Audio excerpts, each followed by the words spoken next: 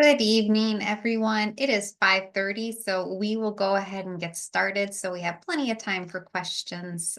Thank you for joining us tonight for another month of Food Safety Foundations. Um, as always, just some housekeeping tasks to take care of before we get started. First, please keep your microphone on mute until the Q&A portion of the webinar. If you do have any questions throughout the webinar, you can type them in the chat and we will answer them. To find the chat feature in your Zoom window, look for the speaking bubble icon or the chat button. The chat defaults to all webinar participants or everyone in the to field. To send a direct message to one individual, click the down arrow after everyone and then select a specific participant. Next, if you need or want captions, you can enable these by finding the CC or Show Captions button at the bottom of your Zoom window. If you do not see the CC button, look for the More button with the three dots. Click on that button to toggle the captions on or off. So again, welcome to this month's Food Safety Foundations webinar. Our topic today is drying produce, dehydrating and freeze drying. Uh, just a recap, during the January, February, and March webinars, we set the stage for safe food preservation by discussing pathogens that can contaminate food and cause foodborne illness, what pathogens need to grow and how your actions can impact that growth, and then best practices for a thorough sanitation routine. And then in April, we reviewed a variety of equipment needed for different food preservation methods with an emphasis on how these contribute to the safety of your value added and preserved foods. And then in May, we discussed making preserved fruit spreads. In June, we covered pickling produce. July, canning acidic and acidified foods. And then in August, we shifted gears a little bit and we had some guest presenters and we reviewed making and selling juice in Minnesota. Then last month, we discussed canning low acid foods. So in case you missed one of those previous webinars, Lauren is going to share a link to our YouTube channel playlist in the chat. And I invite you to listen to any of those that sound interesting to you. So I'm Amy Johnston, and I am tonight's speaker. I'm a regional extension educator with University of Minnesota Extension. I'm on our food systems team, specifically working in the area of food safety. Also with us tonight is Lauren Backus, who is here to assist with any technical difficulties. You can direct message Lauren in the Zoom chat if you're experiencing any problems.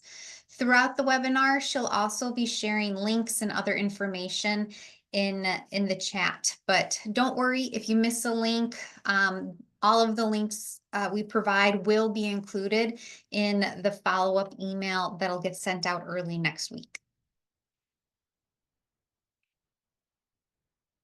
Okay, so let's dive in. So we do have a full agenda this evening, and so I won't be pausing for questions until the end. So we will start with an overview of drying methods, as there are many, but today we'll be focusing on dehydrating and freeze drying. Then we will review some pathogens of concern and control methods. We'll spend the majority of the time discussing dehydrating, and we have some videos to demonstrate some key points. And I'll share some recipes and troubleshooting resources with you. And then lastly, I'll share with you what we currently know about freeze drying at home.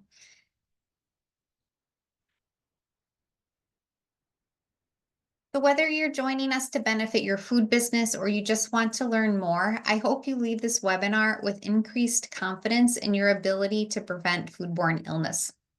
At the end of this webinar, you'll be able to identify safe recipes and procedures for drying produce and use safe practices when dehydrating produce. be able to inform your customers about the safety of your foods, and be aware of the current resources and recommendations available for freeze drying at home. So, as I mentioned, there are many types of drying methods. Um, and tonight we're going to focus on dehydrating and freeze drying. So, dehydrating, it's a type of convective air drying, meaning that there's heat and airflow and humidity control. And it's a very common and accessible method for drying foods. And then freeze drying is a process that's actually been around for a while. It was developed during World War II for medical purposes and then later used for preserving viruses for vaccine research. And then NASA began using that technology to develop meals for the astronauts traveling into space. And then food manufacturing and processing businesses began using the technology on a very large scale. And then within the last decade, this technology has become available for at home use. So on the screen, you can also see a variety of other drying methods. Some don't need any equipment, like air drying or sun drying. And then there's others that require special equipment, like solar assisted drying, infrared drying, or vacuum drying, just to name a few. And there's even more drying methods than what you see on the screen. And then some methods are a combination of these. So why am I mentioning all of these different methods? So it's because you might see dried foods in a store. Or sorry, excuse me, the dried foods you see in a store might be processed differently than you would at home, which can have an impact on their safety and their shelf life and the types of foods that they can dry versus what's a good idea to dry or dehydrate at home.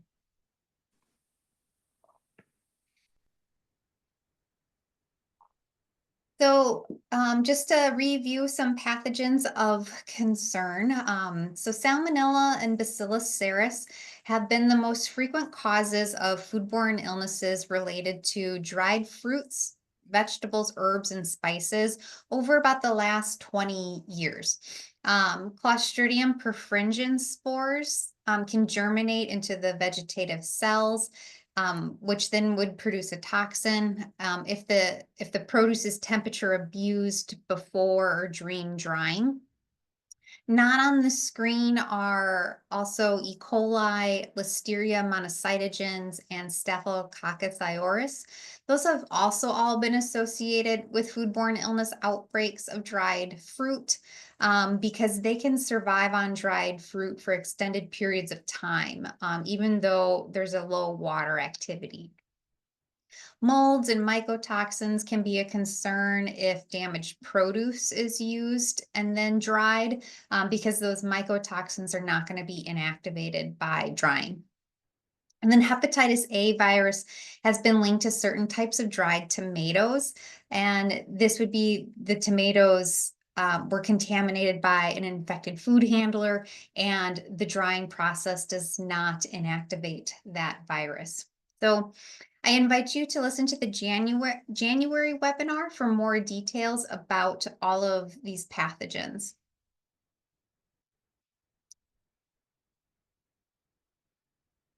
So it may seem like there's a lot of potential pathogens of concern with dried foods, and that there can be if the foods are not handled safely.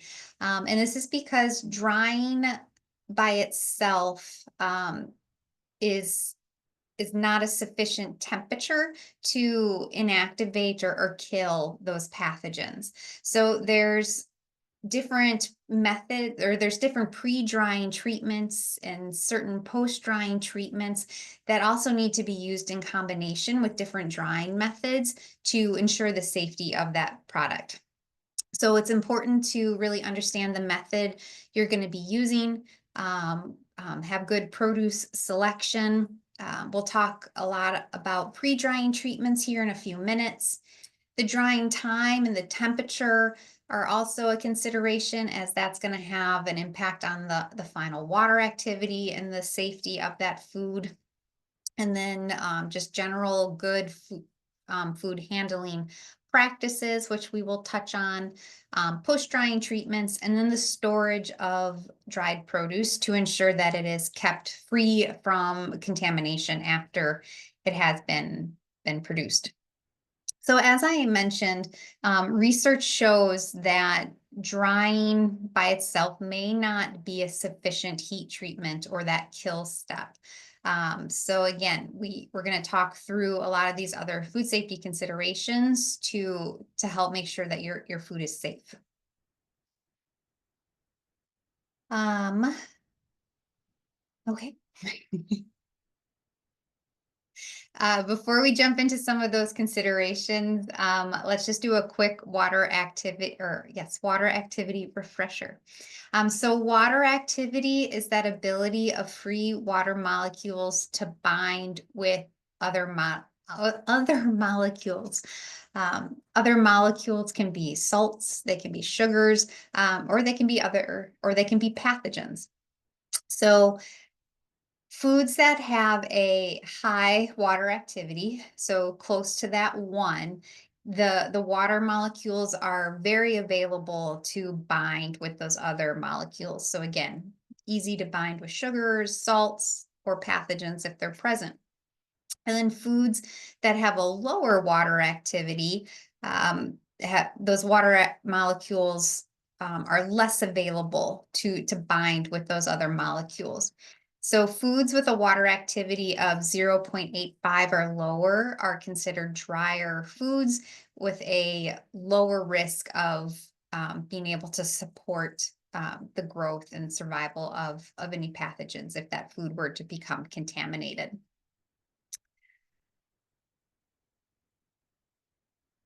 So an example is you'll see we've got some fresh cranberries. Fresh cranberries have a higher water activity. If they were to become contaminated, bacteria would really be able to grow and thrive. And then the other image is dried cranberries. So their water activity is lower. The water that is there is interacting more with the sugars that are present. So again, makes it harder for any water to bind with any pathogens or bacteria. So that lower water activity extends the shelf life and can help promote some of that safety.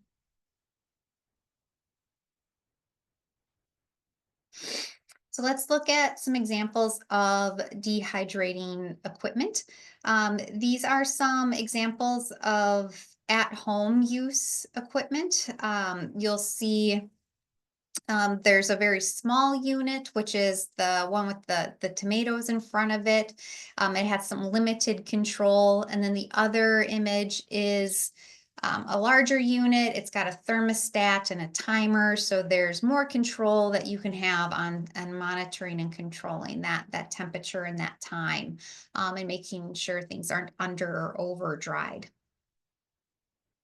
This is an example of something that you might see in a commercial size kitchen. This kind of drying cabinet is, you can see it, you're able to load a lot of different trays in there, do large batches. There's some really good control programming that's available. And there's two different cabinets, so you could be doing a couple different products at the same time. Oh, I don't know why that that is so small. My apologies. Um, this last image is a very large unit. The racks are rolled into this drying cabinets. There's things that are called like a continuous data log, where it's tracking the temperature and the moisture and everything in the air and the product. And this is done at really large scales with some really good tight control. Don't know what happened there. Again, sorry about that. So regardless of what type of equipment you are using, it's really important to follow a thorough sanitation routine to minimize the risk of any kind of cross contamination. Because remember that drying method you're using may not have a high enough heat treatment or that kill step. Um, Lauren is going to share in the chat a link to one of our web pages about a thorough sanitation routine. Also, you can listen to the March webinar, which we went in detail on the 5 steps of a thorough sanitation routine and walked through a bunch of different cleaning and sanitizing products. After um, cleaning and sanitizing your equipment in your areas, sometimes it can be a good idea to cover countertop equipment when not in use, and that will help protect against any kind of physical contamination, whether it's like dust or debris that could be in the air, and then also potential chemical contamination, whether that's from, cleaners or solutions, but then also allergens, food allergens that could be in the air. So something to consider as well.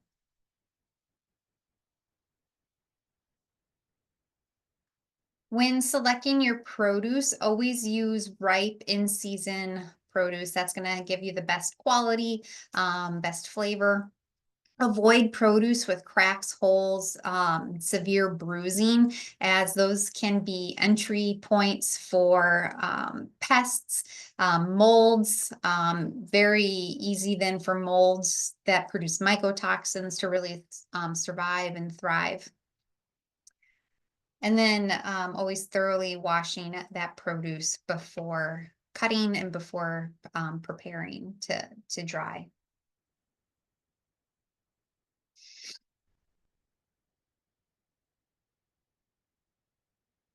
There are a variety of pre-drying treatments, and their use depends on the type of produce, what you have available to you, and some other factors. And so we'll talk about a few of these in detail.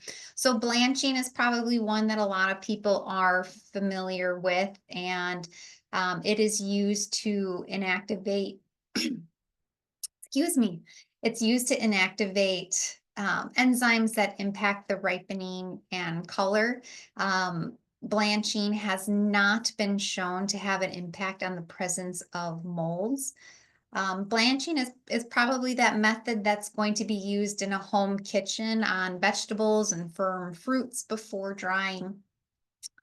However, in food processing spaces, there are some other thermal methods that can be used, such as microwave and radio frequency treatments that have a higher heat penetration and have been shown to have a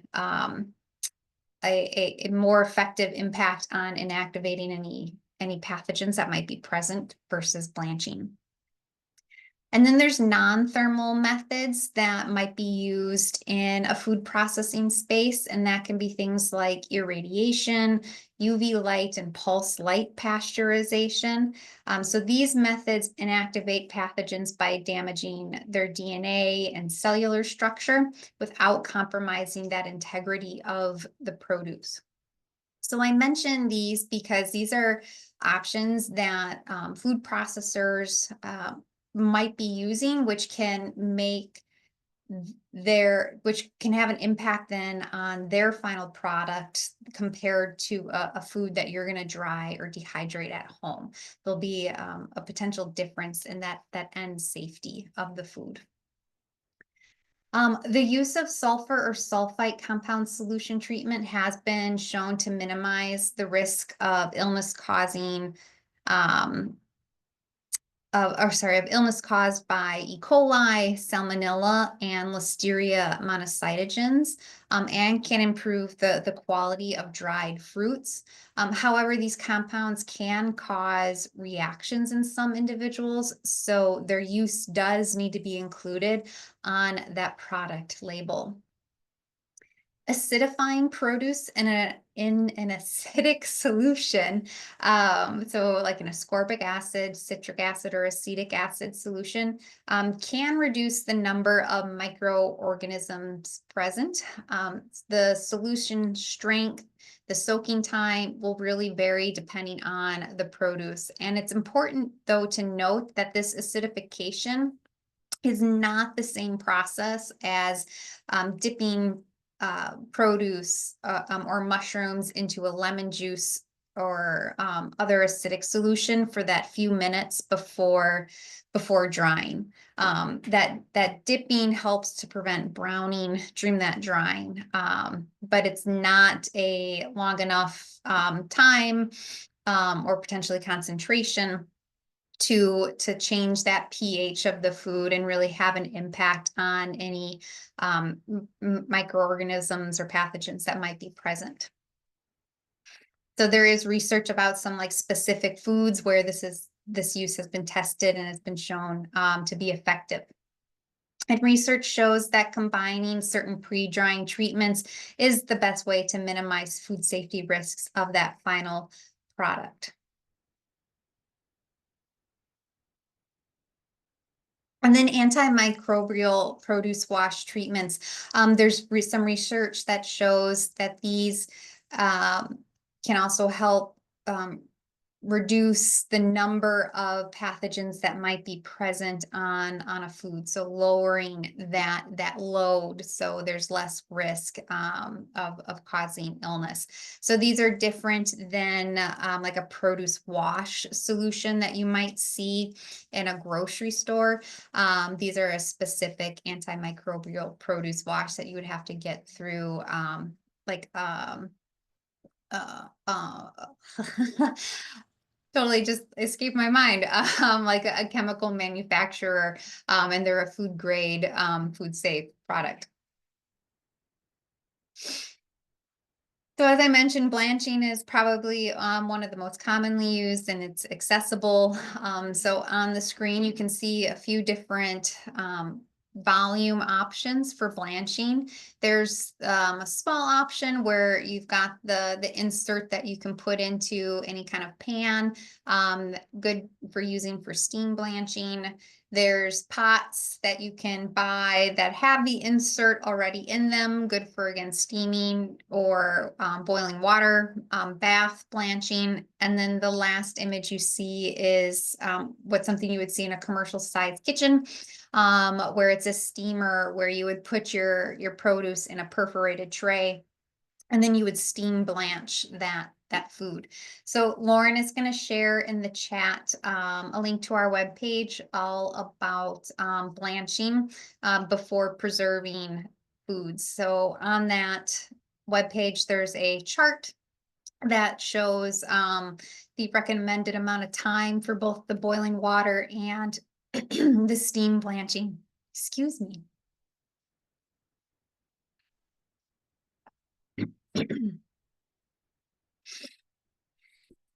So a little bit more about sulfur or sulfite solutions as a pre-treatment. So again, these prevent discoloration, can reduce spoilage, and be an antimicrobial agent for that E. coli, Salmonella, and Listeria monocytogens. So to reduce that risk of foodborne illness. If you do choose to use a sulfur or sulfite solution, make sure you using a food grade solution and look for one that's called a reagent grade sodium metabisulfite. There are ones that are a practical grade sodium metabisulfite, but that is not a food safe option. So again, use the reagent grade. You can see the mixing ratio on the screen if you're going to do by volume or weight. So 1 tablespoon of the metabisulfite per 1 quart of cold water, or 21 grams per 1,000 milliliters of cold water. You would let that fruit soak for 10 minutes, remove, drain well, and then dehydrate. But again, because this sulfuring agent might cause an allergic reaction to those that have a sensitivity to sulfite. You need to label your foods appropriately, that this contains, sulfite solution included in your ingredient list.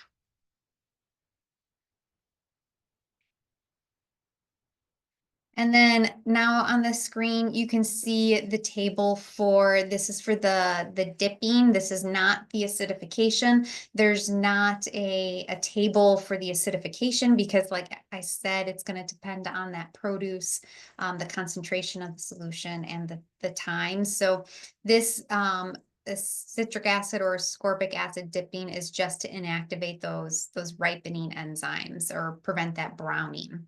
Does not have the impact on pathogen or reducing risks.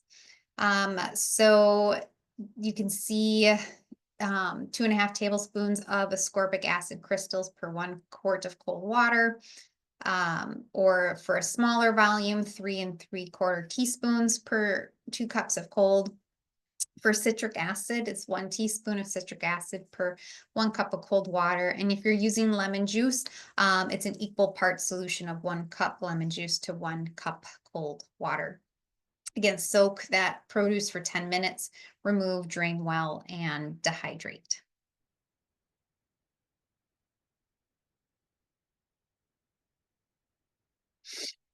So recipes and procedures for dehydrating produce. If you're new to dehydrating, a good place to start is the National Center for Home Food Preservation. There's some good articles from a few other extensions that go into um, the procedures in great detail and some good best practices. You can also search any extension or education institution for recipes and procedures. And then you can research online, use research articles and case studies, especially if you are looking to use some of those other type of pre-treatments that are going to lessen that food safety risk. If you are searching online, just a tip to really refine your search results. You open up whatever search engine, Google, Internet Explorer, type in your keyword or phrase followed by site:/.edu. So example, dehydrating mushrooms, site:/.edu, and your search results are going to be limited to those educational institutions. So you won't see things from, blogs or random websites that don't have any science behind them. For dehydrating produce testing for doneness, you want to use visual and physical inspections. So vegetables are going to be really hard and brittle. If you were to have them in a glass jar and shake them, it's going to sound like there's beads or something in there. Herbs are going to be brittle and crumble when you touch them and bend them. And then fruit should be pliable, but not stick to themselves when folded or to other pieces. And you should not be able to squeeze any liquid out of them. Also, measuring that water activity. So vegetables and herbs will have a water activity as low as 0.3, so extremely dry, which makes sense. They're hard, they're brittle, they're going to crumble. And then fruit will have a water activity around that 0.6, so still pretty dry, but it is pliable. They're going to be a little bit chewier, but the water that is present is really bound up with those sugar molecules in the fruit.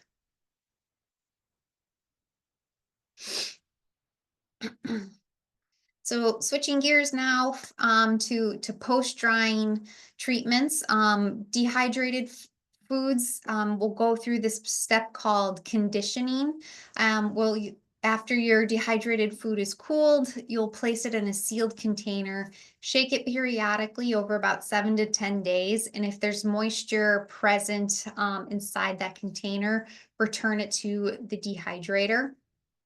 Pasteurization is recommended for certain sun-dried produce, like sun-dried tomatoes, because we want to make sure that if there was any like insects or anything like that from that contaminated the produce during that sun drying, that those get killed during that pasteurization.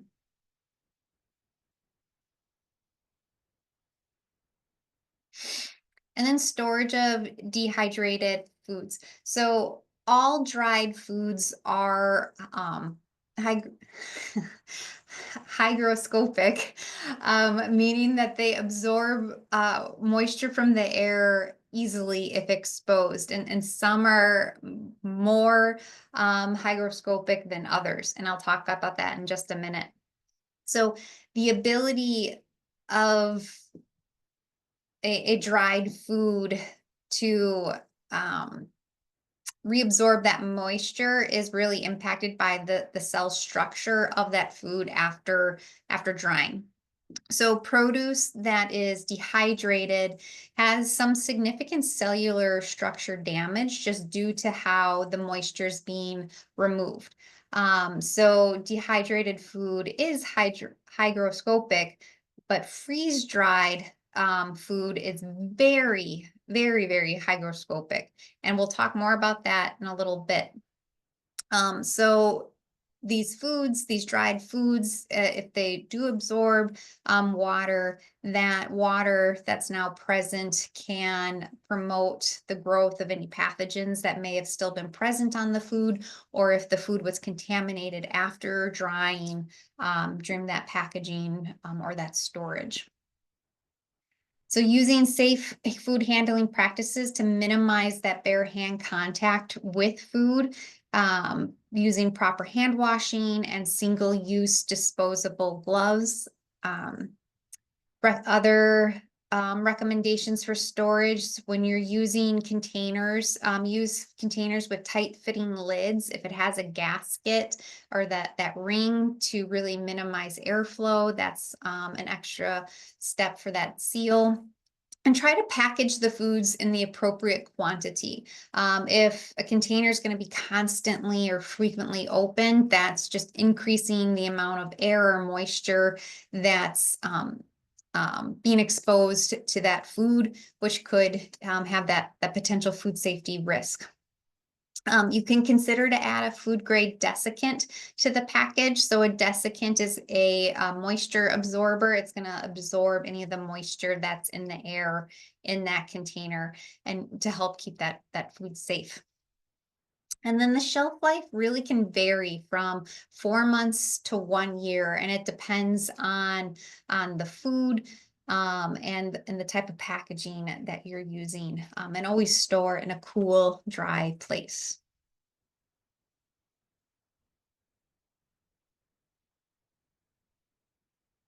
Okay. So now we have just a few videos to really kind of highlight some key food safety steps within dehydrating specifically. So in this video, we are going to be blanching carrots before drying. So it's really important to have an even cut on your produce, because that's going to promote thorough and even drying. If you had really thick pieces, you might not get those dry enough, which could then be a food safety risk. And so we're using the boiling water method.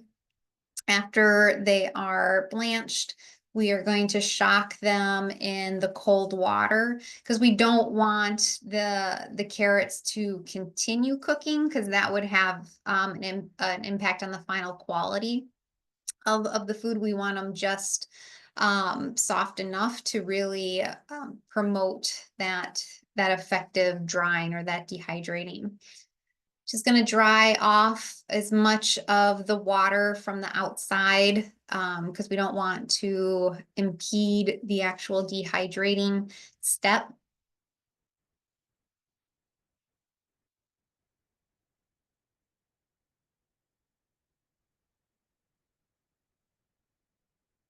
And so you can see now our blanched carrots, they're pliable. We're able to bend them, and that's what we want before putting them in that dehydrator.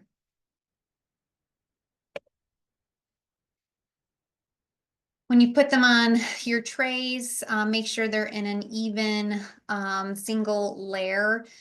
This is going to ensure, again, that even drying. You're not going to have wet pieces. On the previous session earlier this week, somebody asked about dehydrating greens, and it can be hard, to get them all in one single layer like that. And they are thin. So the recommendation is, if you have those greens, throughout the dehydrating process, open up your dehydrator, give them a little shake and toss, and reorganize them on the tray, just so all the pieces are getting exposed to that air current.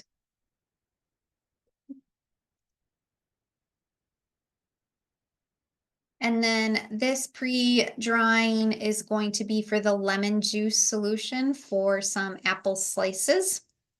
So just like with the carrots, we have thoroughly washed, and we're going to evenly slice our apples so they dry thoroughly and at the same rate and evenly. Putting them in the lemon juice solution, making sure all the pieces are getting coated and not sticking to each other.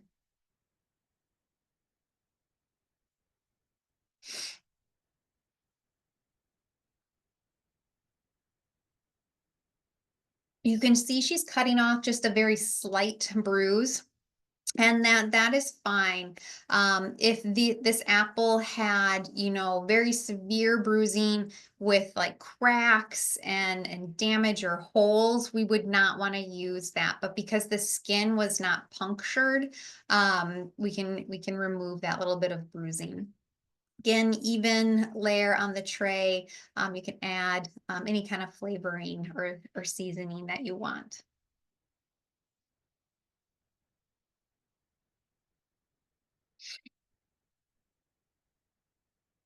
So this is just now showing another option. So we did mushrooms as well. Those were dipped in a lemon juice solution, and we've got our timer and our thermostat set to the temperature that we need.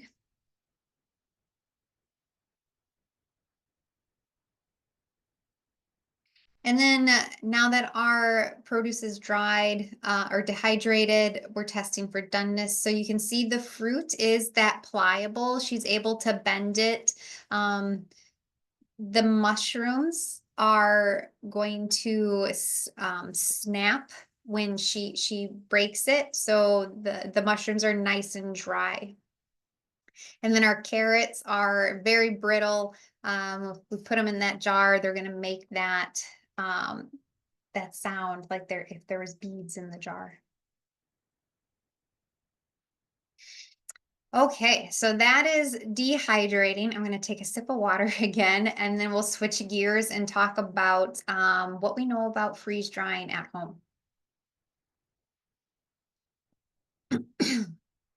Okay, so freeze drying, and just the simplest way that I can describe it, it's a process that's called lipophilization, which means that in the water in a food is frozen and then vaporized without melting or going through the liquid state.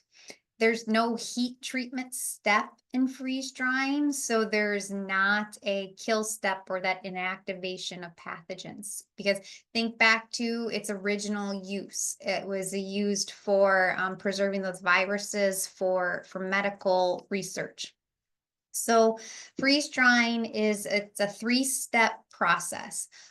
First, the food is frozen under pressure at a very low temperature. So in this vacuum, it's frozen anywhere between -30 to -50 degrees Fahrenheit. So very, very cold. Then there's the primary drying step, or the sublimation. And this is while at a controlled pressure, at that very cold temperature, a very mild heat is applied. And at the right combination of the pressure and the mild heat, that frozen water goes directly into that vapor. So again, without going through that liquid step. Sublimation can remove up to 90% of water content from a food. And then the third step is secondary drying or desorption drying. And this can remove an additional 1 to 2% of moisture from the food, really like the surface of the food. Um, that might be there after that pressure has changed after that sublimation step. So it's this process that is what gives freeze-dried foods its really unique texture, that going from directly from frozen water to water vapor without that liquid step in between. So cell membranes remain pretty much intact. So unlike dehydrating where they can be damaged. So the water activity of freeze-dried foods is very low. It can be in that range of 0.8 to 0.33, depending on the food. So, like I mentioned earlier, freeze-dried produce is very hygroscopic, and it's because of that increased surface area of when the product actually changes shape because of the process, and then also because those cells are still really intact, and with how the moisture is removed. So freeze-dried foods need to be packaged quickly and in a way that's going to minimize exposure to air because these foods can absorb moisture from the air very, very easily, which if that food did have pathogens present, that would then promote that bacteria or that pathogen growth.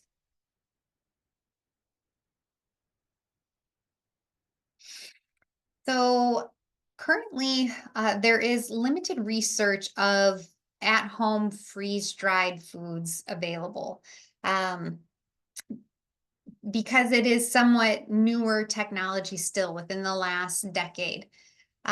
There's, I want to say, 4 different companies currently that are making at-home freeze-drying units. You can see an example on the screen. It's large. There are different sizes that can do different capacities, but it's a countertop type device. So even though right now we have limited research, it's the National Center for Home Food Preservation is starting to research as well as a few other universities. So during their research and their testing, they're looking at what are the appropriate pre-drying treatments for freeze drying at home. Um, what um, what recommendations can they make for recipe development? Doing microbiological testing for pathogens after freeze drying and the different pre-drying and post-drying treatments to see what combination is going to minimize any of those food safety risks. Because remember, freeze drying does not have that heat treatment or that kill step. And then they're looking at the shelf life of, okay, how long can these foods be stored at home? In because of how we're able to package things at home is going to be different than we would if we're a food processor or manufacturer. A specific example of some of the research at one of the universities was like with green beans. So they were doing freeze drying of blanched versus unblanched. The unblanched green beans, when they cut them open after freeze drying, had a lot of different dark spots throughout the green beans, and that was moisture. The moisture couldn't get out of the unblanched green bean very easily. So that moisture that's present could lead to food safety risk. And then the unblanched also had a really poor texture and color on that. So they're looking at, okay, what's the ideal drying time than for the blanched green beans and the other pre-drying treatments that might be beneficial. So what we do currently know and can confidently recommend, based on the information that's available to us, we do have a nice web page written, um, and and Lauren's going to share that here in the chat. And again, this is what based on what we currently know and have recommendations for. So things will change over time as more research is made available and published for at-home freeze drying.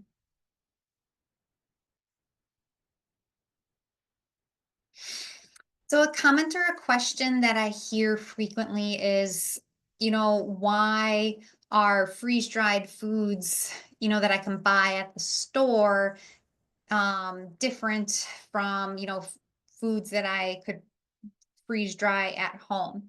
Um, so, the technology of freeze drying equipment at home, like I said, it's still newer. It's only been around for about 10 years.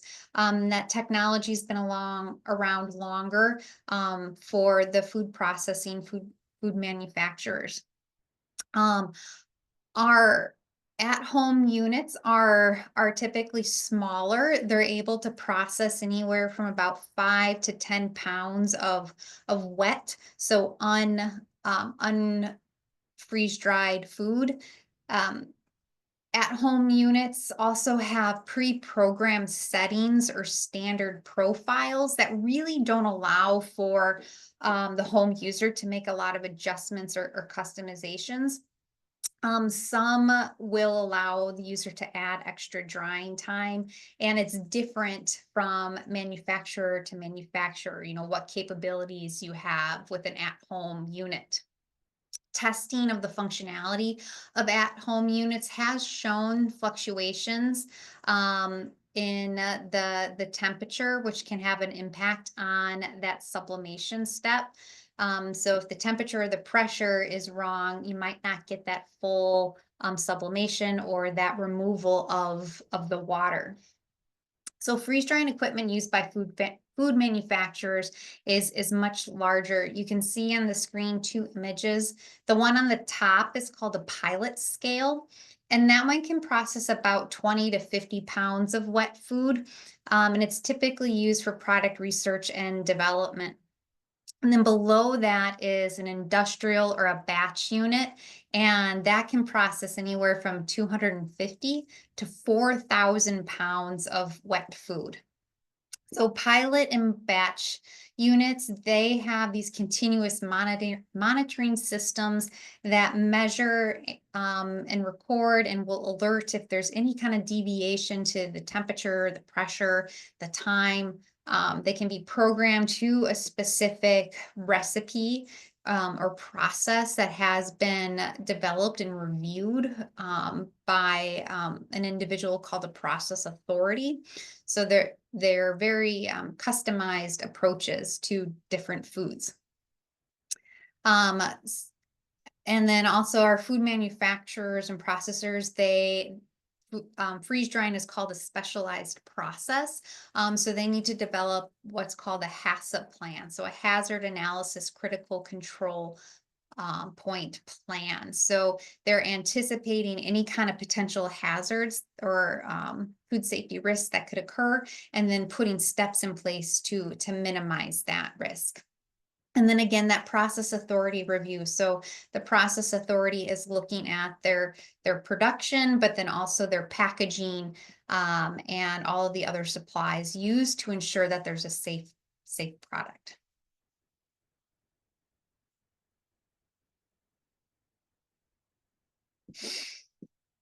So before we wrap up and open up for any questions, just a couple reminders about or info about selling your dried produce. Um, so cottage foods, specifically freeze-dried foods, they must be non-potentially hazardous before drying.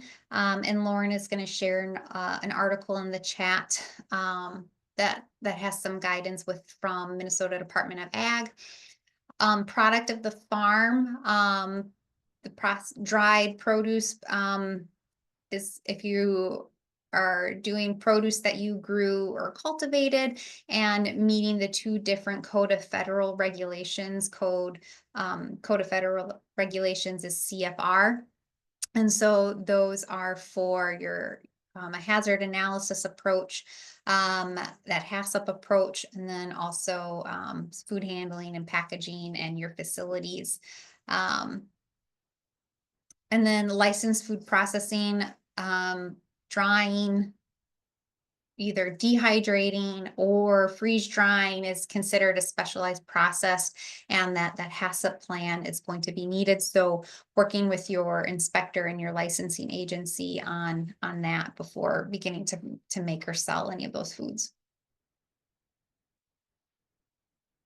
Okay, so that is all the information I had to share with you tonight. So, as always, your feedback is really important. If you can, please take a few minutes to complete the survey, evaluation survey. Lauren's going to share the link in the chat, or you can scan the QR code.